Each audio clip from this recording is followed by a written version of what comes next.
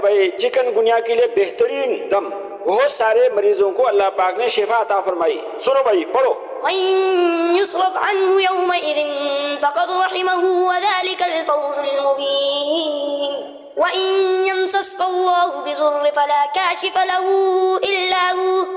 إِلَّا هُوَ وَإِن يَمْسَسْكَ بِخَيْرٍ فَهُوَ عَلَى كُلِّ شَيْءٍ قَدِيرٌ وَهُوَ الْقَاهِرُ فَوْقَ عِبَادِهِ وَهُوَ الْحَكِيمُ الْخَبِيرُ.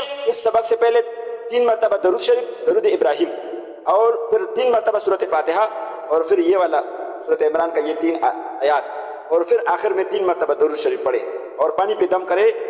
جس مریض کو چکن گنیا ہو اس کو یہ پانی پلاؤ دن میں 3 مرتبہ 7 دن تک، اور اس کے اوپر چھڑکاؤ بھی، اور یہ الفاظ لکھ لو کسی کاغذ پہ اور گھر میں لٹکاؤ. انشاءاللہ چکن گنیا پھر نہیں آئے گا انشاءاللہ.